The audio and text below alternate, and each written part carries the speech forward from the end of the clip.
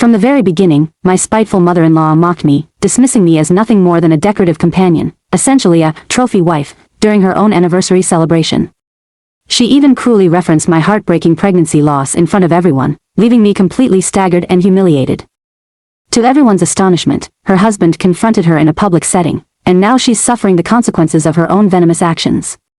My husband, Mark, and I have been united for nearly 8 years, and despite her behavior, we remain deeply content in our marriage. Yet, the moment his parents come into the picture, the atmosphere always sours. Tragically, my mother-in-law has never truly warmed to me. It started as soon as our engagement became public. While Mark's father, Phil, is generally kind, he largely stands aside, letting my mother-in-law dominate their interactions. On top of that, he tends to keep to himself, rarely stepping in to intervene. From the onset, she has disapproved of me because Mark grew up in a more privileged environment than I did. For whatever reason, she always used my middle-class upbringing to look down on me. She'd make underhanded remarks about my appearance, pointing out my clothing, my shoes, basically anything. Before all this, I was never self-conscious. I always made sure to dress decently, especially when meeting someone important. But her unrelenting jabs slowly influenced me to buy costlier outfits, just so she wouldn't regard me with that pitiful gaze. Once, not long after I had worn a certain white shirt a month prior, I decided to wear it again. She instantly made a big deal about me repeating clothes, declaring that people of higher status would never do such a thing. I felt singled out, as though a spotlight shone on my perceived faults. Even though my husband tried to step in, she usually performed these verbal assaults in front of others, forcing me into a corner of embarrassment. In an even more awkward move, she insisted I go shopping with her, selecting clothes for me that I didn't even like, yet I accepted with polite gratitude, thanking her every single time. I kept hoping she might change if I stayed gracious and calm, but the generosity came with strings attached, making it clear I couldn't let my guard down. Within the first year of our relationship, I landed a promising job with a prominent pharmaceutical firm, which greatly improved my lifestyle. Mark was thrilled for me, but his mother most certainly wasn't. She started bombarding me with calls and texts, demanding that I divulge my exact salary.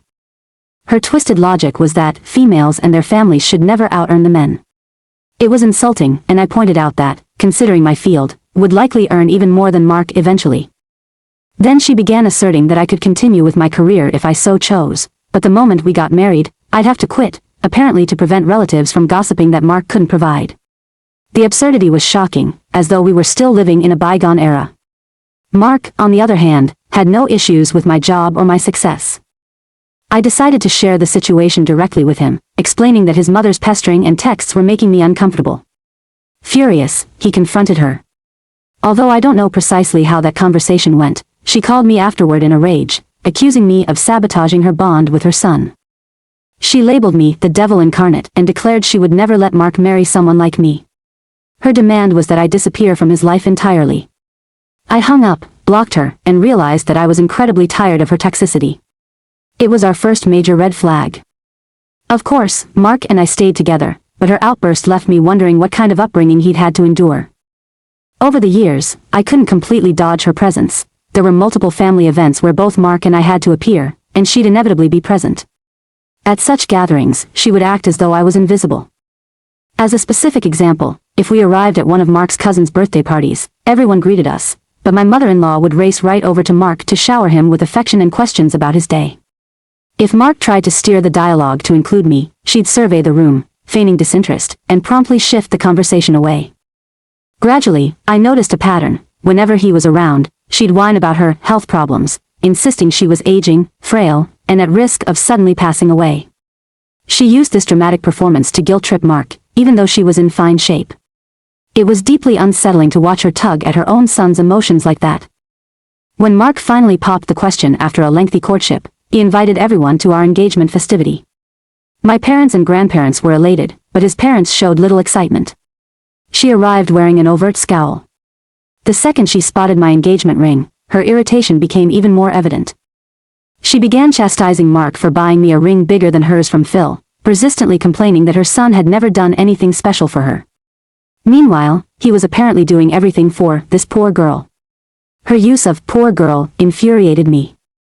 I told her she could either respect me or leave. She seemed dumbfounded by my bold stance, but I refused to let her destroy what was meant to be one of the happiest moments of my existence, especially in front of my family.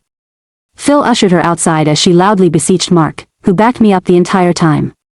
Soon after, she phoned Mark to apologize, blaming her conduct on drunkenness. Given that she'd barely consumed a glass of wine, it was a flimsy excuse. Still, in the spirit of trying to keep the family intact, we accepted her apology and moved on. Next, we began planning the wedding. My mother-in-law insisted on joining the bridal gown hunt, explaining how significant it was for her to share in this customary experience. I was already exasperated, but she was still Mark's mother, and I hoped to avoid being intentionally disrespectful.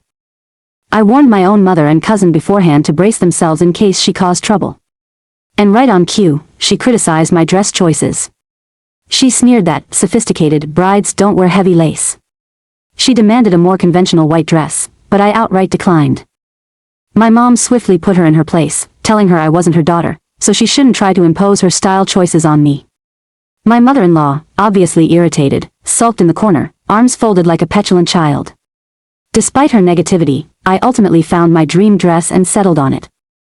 Immediately afterward, she sidled up and snidely remarked how fortunate she was that I picked that particular gown because it highlighted the chubbiness in my arms. Her laughter at my expense was appalling. My mother, who had reached her boiling point, started reprimanding her for acting so juvenile. I nearly broke down in tears. No bride wants to hear her gown ridiculed like that, particularly when I'm not even overweight and had paid for a dress that truly spoke to my heart. We decided to leave her behind, literally. I had driven everyone to the store that day, but I refused to give her a ride home, fully aware she'd continue insulting me during the drive. She threw a hysterical fit, screaming that I couldn't leave her there, yet that's exactly what I did. On the way back, my mother, who overheard everything on speaker, listened as Mark called to scold me, demanding to know how I could abandon his mother. I assured him I would clarify the situation once I reached home, but he continued admonishing me. My mother, overhearing all of this, stepped in to give him the unfiltered truth. She spelled out each repulsive thing my mother-in-law had done that day, then asked if this was really the standard of behavior he expected from an adult. Clearly, Mark felt mortified. He'd had no idea of the full story because his mother conveniently omitted her attacks. Eventually, Mark apologized to me. He explained that he panicked, imagining his elderly mother stranded, and he hadn't paused to think about how she had caused the problem in the first place. I explained that I wouldn't have left her if she hadn't relentlessly insulted me. Mark hugged me and said he would fully understand if I wanted to disinvite her from the wedding. My immediate reaction was that I'd love nothing more than her absence, but I also worried it would mean Phil wouldn't come either, since she could forbid him from attending if she was snubbed. I couldn't envision our wedding day without his father's presence. Mark deserved to have at least one parent there to celebrate. We arranged to speak with Phil directly, making it clear that if she caused any scene on our wedding day, he'd be responsible for removing her. Phil empathized, reassuring us he comprehended the situation. I felt sympathy for him, stuck around the clock with her noxious antics. Surprisingly, on our wedding day, my mother-in-law behaved somewhat courteously. Although she trumpeted to everyone how splendid the ceremony was, acting like she'd financed it all, which was absolutely untrue, she certainly liked to flaunt her illusions of grandeur. Mark's entire side apparently assumed his parents had footed the bill, given his family's financial status and her constant bragging. Yet during the wedding toast, Phil openly clarified they hadn't contributed a single penny and that this magnificent occasion was purely because of our diligence. He also praised me personally, saying he was proud to have such a competent daughter-in-law, and marveled that his son had managed to secure such a bright partner. We received congratulations from many guests, who were impressed that we'd done this all on our own. Unsurprisingly, my mother-in-law looked furious. She was downright livid at Phil. During the father-daughter dance, my own dad and I shared a sweet moment. People clapped when Mark prepared to step in, but then my mother-in-law rushed forward, asserting that she had to be the first woman to dance with her son, her baby boy, before any other woman. Mark obliged, and they danced. Later, she came over to congratulate me and, with a smug expression, mentioned that she guessed my arms didn't look too chunky in this gown after all. Then she sauntered away, as if she'd made a kind remark. I was livid at her audacity, but I refused to let her rudeness overshadow my day. Everyone else was in high spirits, dancing and enjoying the night. Perhaps we indulged in a bit too much alcohol, but it was well worth the fun. The next morning, I woke up to a stream of texts from her. They were filled with complaints that I'd humiliated her at my own wedding, declaring that if I was to remain part of her family, I'd have to conduct myself better. My head was pounding from the festivities, so I doubted my memory. But I double-checked with my parents and they confirmed that I had done absolutely nothing embarrassing. It turns out she'd spent the entire reception pestering Mark, saying I was too free-spirited, and that he needed to rein me in now that we were married. According to him, she seemed to imply I was dancing too closely with my relatives, which is absolutely absurd. Mark laughed it off at the reception, advised me to ignore her morning texts as well. Nevertheless, I felt deeply offended that she'd tried to tarnish a joyous moment spent with my own family members. I really wanted to confront her, but we were about to leave for our honeymoon, so I postponed the drama. The honeymoon turned out to be a marvelous getaway, offering us a peaceful break. When we came back, my mother-in-law called me, sounding oddly sweet as she inquired about our trip. It was out of character for her to dial my number directly. She kept fishing for specifics, eventually insinuating that she hoped we had plenty of alone time. Annoyed by her prying, I asked her to be upfront. She then blurted out that she wanted to know if I was already pregnant, implying she wanted news of a grandchild immediately. I was taken aback, practically gagging at her suggestion. First off, we'd only been married for about a week. And second, Mark and I had already mutually decided that parenthood wasn't something we aspired to. We love kids in general, but we had no desire to raise any of our own. It was something we never fully shared with our folks, because frankly it's nobody's business. She droned on about my biological clock, pressuring me that these were my prime baby-making years. I cringed at every word. The final straw was her telling us to stop using condoms or birth control, which was ludicrously intrusive. I shut her down and ended the conversation. When Mark heard about it, he was furious, confronting her at once and straightforwardly revealing that we didn't plan on children. Predictably, she blew up. She shrieked that we were robbing her of the only thing she truly wanted, a grandchild. She threatened us, declaring she'd exclude him from her will, not that she owned anything substantial thanks to her prenup with Phil. When Mark reminded her of that, she hurled venom at me, labeling me faulty and accusing me of failing in my fundamental duty as a woman. She even asked why we got married if we didn't want kids. Mark snapped. He told her she had no right to speak to me like that, emphasizing how she had disrespected me for years, and he was now cutting her off. She immediately tried to backtrack, but he was resolute, warning her not to appear at our house, otherwise he'd involve law enforcement. Knowing how obsessed she was with preserving appearances, he spelled out how humiliated she'd be if the police showed up. True to our word, we severed contact. Phil attempted to broker peace once, but after learning the full story, he supported our decision. In the subsequent years, my parents and Phil got together for holidays and special moments, never inviting her. Fortunately, she honored the boundary and refrained from reaching out. Last December, quite unexpectedly, I became pregnant. This was a total surprise since we hadn't planned for it. Our lives were relatively stable at this point, so we decided to accept whatever fate brought us. Suddenly, family members started calling with congratulations. My mother-in-law even sent a bouquet and a written apology, insisting she had gone through therapy and was a changed woman. I wasn't convinced, so I stayed silent, not responding to her. 2 months into the pregnancy, I tragically suffered a miscarriage. It happened late at night, and the sight of all that blood left me in shock. Sobbing, I woke Mark, and he rushed me to the ER. The doctor confirmed our worst fear: we'd lost the baby. Although we'd never originally planned to be parents, we'd grown to love that little life. Losing it was more devastating than I ever imagined. I felt numb with grief, holed up in bed. Mark, my parents, and Phil did everything to support me, dropping by, sending well wishes, and even staying overnight. My mother moved in temporarily, aware I was struggling just to function.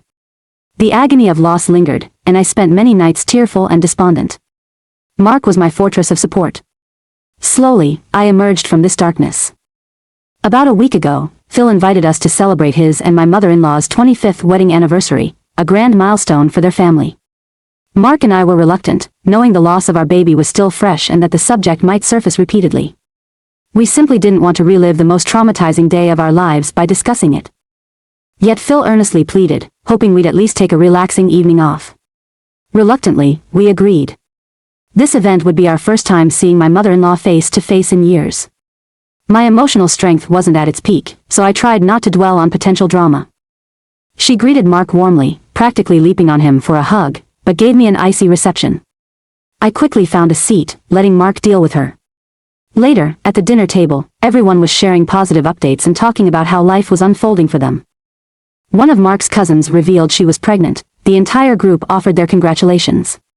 Suddenly, my mother-in-law seized the microphone, toasting how happy she was to be surrounded by loved ones and praising this cousin for bringing a new baby into the family.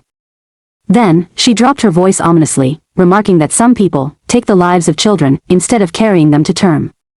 She glanced pointedly at me. Mark and I sat in stunned disbelief. She proceeded with the most despicable tirade, claiming she was certain I'd done something to cause the miscarriage and that it couldn't be just a natural event. She ranted about how her son had settled for someone like me, someone incapable of granting her the grandchildren she felt entitled to. She crowed that she was eagerly awaiting Mark's divorce from me, adding that as far as she was concerned, I wasn't part of her family and wouldn't be invited to her next anniversary. She raised her glass, took a victorious gulp, and seemed proud of her cruelty. The entire hall went silent. Mark demanded to know what in the world she was doing, and they exploded into a shouting match. She fired blame at me, he tried valiantly to defend me. I dissolved into tears, humiliated and heartbroken. The emotional wound of our recent pregnancy loss was brutal enough. Her hateful display felt like someone pouring salt on raw flesh. She ridiculed my sobbing, snapping that no one would be fooled by my fake tears. Out of nowhere, Phil, who had been quietly watching from his seat, rose and called for everyone's attention. In a calm but resolved tone, he admitted he'd spent 25 years in misery.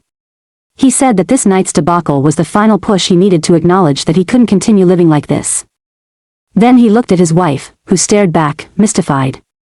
He declared there would be no next anniversary, because he intended to end their marriage. She looked as though she'd just taken a brick to the head. He confessed to staying married so Mark would have what Phil believed was a stable family unit, never realizing the emotional toll it had exacted on everyone. Seeing her go too far yet again made him realize he was done enabling her. She screamed at him to come back, but he shrugged off his jacket and tie, strolling straight out of the venue, adding that the guests could stay and enjoy the meal. She then directed her anger back at me, contending I was the ruin of everything. Mark shot back that it was her own malevolence at fault, and that he fully supported his father for walking away. This seemed to cut deep, making her momentarily clam up. She announced she was leaving as well, and a few guests came over to check if I was okay. Mark's pregnant cousin even gave me a comforting hug. In the aftermath, Phil has been living under our roof, too fed up to spend another minute with her. She calls him obsessively, but he ignores her messages. He's also stated his intention to speak with a divorce attorney soon. I feel enormous guilt, as if I triggered a cascade that led to Phil divorcing Mark's mother. Was I responsible for all this upheaval? It weighs heavily on me, and I truly want unbiased opinions. Update 1. I never imagined my story would spark such a strong response. Many of you have shared your own harrowing experiences with controlling or confrontational mother-in-laws, which is both shocking and saddening. I can't fathom why any parent would act so destructively. Also, please don't direct blame toward Mark. He has stood by me wherever possible. It's extraordinarily difficult to break free from childhood conditioning when one grows up under a domineering, manipulative parent. I was fortunate enough to have supportive, caring parents, but he was raised in a completely different atmosphere. He has done, and continues to do, everything within his power to protect me. Lastly, a heartfelt thank you to all who offered kind words and personal miscarrying stories. My heart aches for everyone who has experienced such an immense loss. It's a torment that can't be understated. I still wrestle with a sense of personal failure, battling irrational guilt that I somehow didn't protect my baby well enough. Although I logically understand it wasn't my fault, these emotions persist. Many of you are correct. It's time I sought therapy to help me cope, as well as possibly joining online support groups for those who have weathered the same tragedy. Update 2. Phil has officially served divorce papers to my mother-in-law. 2 months have passed since my initial update, and Phil remains in our home, proving to be a wonderful houseguest. He's hilarious, and it's easy to see where Mark inherited his wit. Plus, he genuinely enjoys cooking. On some evenings, I arrive from work to find a scrumptious meal waiting. It's baffling how my mother-in-law had such a gem of a husband and chose to self-sabotage her own marriage. When Phil and Mark approached her with the divorce documents, she refused even to read them, shouting that they had no right to cut her off. She blamed everything on me, asserting that her toxic outburst was intended for the good of our family. Mark tuned her out and helped Phil collect his belongings. My mother-in-law's frustration boiled over, and she began flinging objects around, screaming hysterically. At that moment, Phil threatened to call the police, explaining the house was legally his. Realizing she had nowhere else to stay, she quieted down. Evidently, after that catastrophic anniversary party, the rest of the extended family had distanced themselves from her, too, either ignoring her or telling her off for being so malicious. They understood that I couldn't be a trophy wife if I was financially successful in my own right, and recognized how cruelly she had treated me concerning the miscarriage. My parents also got involved, making it clear they'd pursue legal measures if she harassed or defamed me again. My mother is fiercely protective and gave her a serious warning, leaving no doubt in anyone's mind that she'd follow through. So far, she's wisely kept her distance. Update 3. To everyone still reading, I'm relieved to share that Phil is finally a free man. It's been 8 months since my last note. Because of the prenup, my mother-in-law couldn't lay claim to any of Phil's premarital assets. He allowed her to drain their shared bank account and granted her the car, but she ceded when he refused to give up the house, which he owned before their union. She still insisted he hand it over, but both Phil and his attorney shut that idea down on the spot. From what Mark has heard, she's currently staying with one of his cousins until she can find a more affordable living arrangement, though she has sufficient funds to live decently if she handles them correctly. She's stayed away from us for the most part. Occasionally, we hear that she's trying to garner pity with her skewed version of events, but she can spread whatever fabricated story she likes. We, thankfully, remain at peace. Mark and I are doing excellently. True to my promise, I pursued therapy and have met compassionate individuals who genuinely relate to the pain of miscarriage. Mark has also signed up for private therapy sessions of his own, untangling past traumas and building healthier coping mechanisms. Both our careers are on a positive track. While nothing can erase the sorrow we endured, we're sincerely grateful for everything good in our current lives, including the supportive people who have stood by us throughout this ordeal.